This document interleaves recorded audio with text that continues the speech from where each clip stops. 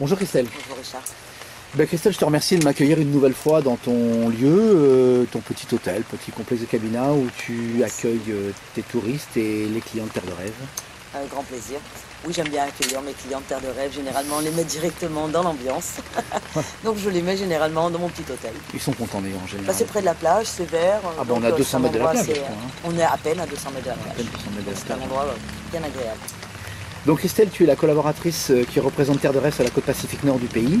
Peux-tu te présenter rapidement afin que les clients te connaissent mieux? Oui, tout à fait. Donc, je suis arrivée il y a 20 ans. Donc directement sur Tamarindo, et en fait je suis restée quelques années sur Tamarindo où j'ai fait maintes et maintes fonctions, et puis en 2000 je suis devenue agent immobilier, métier que j'ai beaucoup aimé évidemment. Donc j'étais sur Tamarindo, ambiance différente, et puis je suis passée en 2004 sur Flamingo et Potrero, région que j'affectionne particulièrement. Voilà, donc un parcours semé de beaucoup de choses, mais surtout d'expériences merveilleuses. Tu as longtemps travaillé pour les Nord-Américains, je crois. C'est pour ça que tu utilises pas mal de mots anglais, tu Anglais, mélanges oui, avec je mélange avec assez le souvent. français. Hein. Exactement, je mélange assez souvent, parce que j'ai quand même travaillé de 2000 à 2010 à peu près avec des Américains, donc Ça laisse des traces. exact. Mais des bonnes traces aussi. Oui, absolument. J'en suis complètement persuadé. Est-ce que tu peux nous parler rapidement de cette jolie région, la Golden Coast Oui, tout à fait. Mais écoutez, on va dire qu'on va se situer vraiment entre Ronquial, qui est au sud de Tamarindo, et Coco, qui est au nord de Potrero. Et en fait, on est dans un endroit qui est très touristique, qui est une des plus visitées, je pense, de la région Guanacaste. Et en fait, vous avez Tamarindo, qui est l'endroit un peu plus jeune, un peu plus surf, un peu plus boîte de nuit, un peu plus fête. Et puis, dès que vous montez un peu dans le nord, vous allez tomber sur Huacas, Brasilito, Potrero, Flamingo, où on est plus en fait dans un endroit un peu plus Costa Rica, vert. D'ailleurs, vous voyez qu'il pleut. Juste derrière nous, nous sommes en hiver, mais par contre, la nature est généreuse. Elle est verte, il y a des singes, il y a des animaux, c'est moins développé. Et ça plaît beaucoup plus à un tourisme et un investisseur différent, on va dire, plus un tourisme familial, par exemple, ou des gens qui recherchent un peu plus le côté nature, relax, plongée sous-marine, kayak, paddle, pêche au gros, qui sont les spécialités de notre région. Nous avons des fonds merveilleusement beaux, donc en fait, Sur les Catalinas, on je attire crois, sur les îles Catalinas, exactement. C'est ça, hein.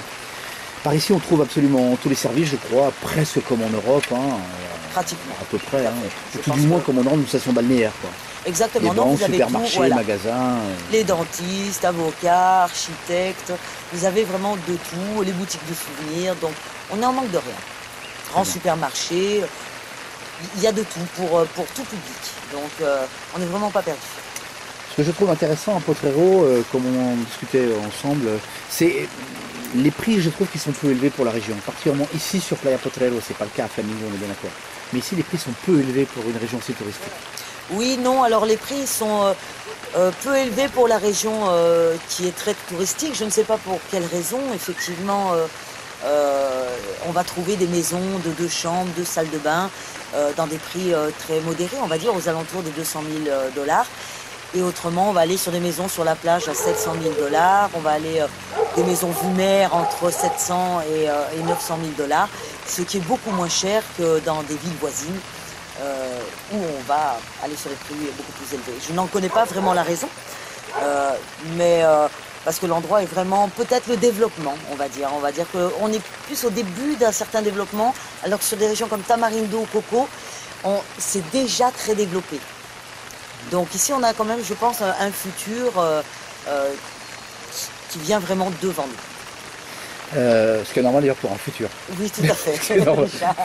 C'est vrai. Et sur Potrero et sur Flamingo, on trouve une particularité donc, et qu'il est important d'expliquer à nos clients, c'est que l'on peut devenir propriétaire de son terrain ou de sa maison sur la plage, qui n'est normalement pas le cas au Costa Rica. Hein. Généralement, on est en concession au Costa Rica, donc on paye une redevance annuelle à l'État, alors qu'ici, nous sommes en pleine propriété sur Flamingo et Potrero.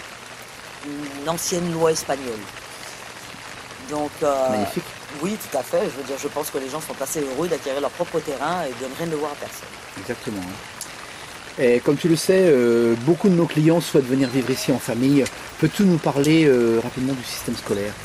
Oui, alors on est assez bien ici, je dois avouer, on est assez bien desservi. On a 2 écoles, La Paz et Ducarte. La Paz qui se trouve à 3 km de Flamingo et Ducarte plus dans les environs de Tamarindo à 4-5 km. Donc ça va en fait jusqu'au bac international. Donc, et les prix vont varier entre 400 et 500 $ par mois et par enfant. Par rapport à on va dire une éducation publique où il faut déjà parler espagnol, qui est gratuite évidemment, mais un petit peu plus éparpillée. C'est un peu plus, il y a moins de suivi, c'est un peu plus difficile. Donc je crois qu'on est assez bien desservi à ce niveau-là. Puis nous avons les universités sur Liberia, Nicoya et San José évidemment. Et pour les gens donc, qui ont des enfants qui ont déjà appris l'espagnol et qui trouvent les prix un petit peu élevés dans les écoles privées, ils peuvent toujours les mettre en école publique où là c'est gratuit. Exactement, on peut les passer. Parfois on le pense, quand moi j'ai des investisseurs français qui viennent, je me dis pourquoi ils devraient peut-être mettre leurs enfants au début, même si c'est difficile, pour apprendre la langue espagnole, et ensuite les basculer sur le privé pour être plus encadrés. C'est vrai, je suis assez d'accord avec ça. En termes de santé, bon, comme tu sais, j'ai déjà fait une vidéo sur la santé, mais est-ce que tu peux nous expliquer quels sont les établissements hospitaliers ou les cliniques que l'on peut trouver dans le coin pour se soigner, ou les médecins, dentistes? Mais ici, voilà, on trouve un petit peu de tout. Hein. Je pense que là aussi, on est bien lotis. On a des petites cliniques privées, on a des médecins, on a des dentistes, je veux dire. Dans chaque village, il y a au moins 2-3 médecins, des pharmacies, on a même un service d'urgence, on en a 2. Donc on a avec des ambulances, hélicoptères si besoin était. Et ensuite on a notre premier hôpital, on va dire, dans le privé, la CIMA, qui est un très bon hôpital, qui se trouve à 40 minutes en tout cas de Potrero, et à une petite heure on va dire de Tamarindo. Et ensuite si on veut aller dans le public, nous avons l'hôpital public de Liberia et de Nicoya. Donc voilà, je pense qu'on est assez bien. Oui, parce que les gens qui viennent au Costa Rica, qui viennent habiter ici, vont devenir résidents. Et à partir du moment où ils sont résidents, donc ils pourront tout à fait avoir droit aux services de santé gratuits de la sécurité sociale costaricienne, qui sont, comme j'en ai parlé dans ma vidéo, pas toujours excellents quand il s'agit de voir un médecin. Bon, déjà quand il s'agit d'opérer, ils sont pas mal. Généralement, on a de très très bons médecins dans le public. On a de très bons médecins dans le public, qui sont d'ailleurs les mêmes que dans le privé. Hein. Ils travaillent le matin dans le public et l'après-midi dans le privé. Hein. Tout à fait. C'est un peu moins agréable le public toujours. Hein. Voilà. On dit toujours qu'il faut faire beaucoup d'heures d'attente. C'est un peu le tiers-monde. Voilà, moins d'attention aux clients, on va dire. Mais ça coûte beaucoup moins cher et carrément c'est gratuit. Exactement. Voilà. Donc, et dans le privé, bon, les gens, au travers d'une CFE et d'une complémentaire maladie, peuvent tout à fait accéder aux prestations des services privés. Hein. Oui, tout à fait. Puis on est très bien remboursé. Une fois qu'on a la résidence, de toute façon, on peut avoir l'accès aux assurances de l'INS, où on est très très bien remboursé. C'est vrai. Jusqu'à 80-90%. Donc parfois, je conseille d'ailleurs aux gens de prendre l'INS une fois qu'ils ont la résidence. Oui, on est d'accord. Hein. On a une l'INS internationale. On est d'accord. Peux-tu nous parler de la sécurité, parce que c'est un sujet qui préoccupe énormément nos clients? Oui, alors la sécurité, la sécurité au Costa Rica ici précisément, été, voilà, alors, Rica, hein. Voilà, tout à fait, mais précisément ici, on va dire qu'on est encore assez bien du point de vue sécurité.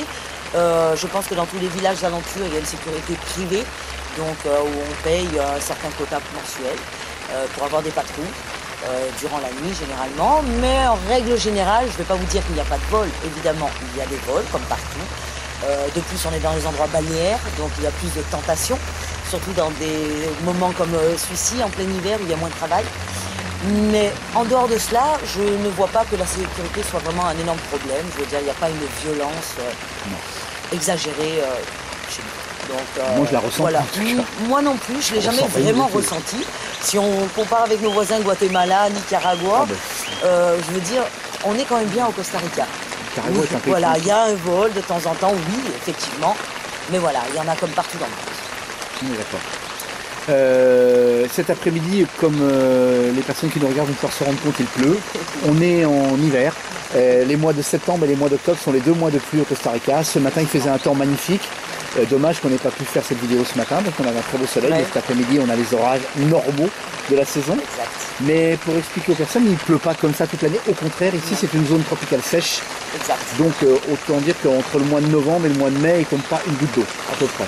Entre le mois de décembre, on va dire, et le mois de mai, il ne tombe pas une goutte d'eau. Donc, en fait, tout devient très sec, tout devient très jaune. Ouais. Et ça ressemble, on dit toujours, ça ressemble énormément à l'Afrique. Oui. Et parce qu'il y a de très beaux arbres verts malgré tout, hein, parce qu'on a quand même des sols avec de l'eau. Mais c'est vrai que dès qu'arrive la saison des pluies, tout devient vraiment très vert, magnifique, luxuriant. C'est un contraste extraordinaire au Costa Rica et qui plaît à beaucoup de gens. Oui. Et bon, comme vous pouvez le remarquer, nous sommes en t-shirt. Il a beau pleuvoir, il fait chaud. Il fait chaud. Exactement. Non, on a mai-juin, il pleut, c'est le début de l'hiver, mais il pleut raisonnablement. Juillet-août sont normalement une forme d'été indien. C'est l'été indien. Où viennent nous visiter beaucoup d'Européens, évidemment. Énormément, les Américains, les Européens, les vacances d'ici. Et il fait un temps, c'est pas l'été, mais c'est pas non plus la saison des pluies, loin de là. Pratiquement pas. Et septembre-octobre sont les 2 gros mois de pluie. Ce sont les 2 gros mois de pluie et on peut pas dire non plus qu'il pleuve tous les jours. Non. Donc, et on en a besoin. Exactement, c'est ce que j'allais dire, on en a énormément besoin. Donc voilà. Voilà Christelle, je crois qu'on a fait le tour de la question. Je ne sais pas si tu vois quelque chose que tu pourrais rajouter. Non, et écoutez, surtout je souhaite la bienvenue à nos futurs acquéreurs qui j'espère viendront nous visiter nombreux et je pense que cette région leur plaira beaucoup. C'est quand même un endroit magnifique avec une qualité de vie peu commune. Des plages. Exactement, des plages sublimes, de sable blanc, d'eau transparente et des petites baies. Donc un littoral très découpé, très agréable. Et surtout cette qualité de vie. On a quand même une qualité de vie énorme. Il y a une grosse communauté française, évidemment, dans notre région. Il faut le dire. Il y a un peu participé. Voilà, et oui, c'est vrai, depuis quelques années, il faut le dire. Mais voilà, pour que les gens, que vous sachiez que voilà, on n'est pas perdu, il y a des gens à vos côtés et pour vous aider, pour vous guider. Et je crois qu'il y a une très très bonne entente. Et on joue à la pétanque, les apéros. Je veux dire, c'est une... Oui, il faut quand même le souligner. Il faut le souligner, ouais. On a une bonne vie de Français, je veux dire. Donc, de Français, d'expatriés, et on est vraiment très bien. Donc, j'espère vous voir nombreux.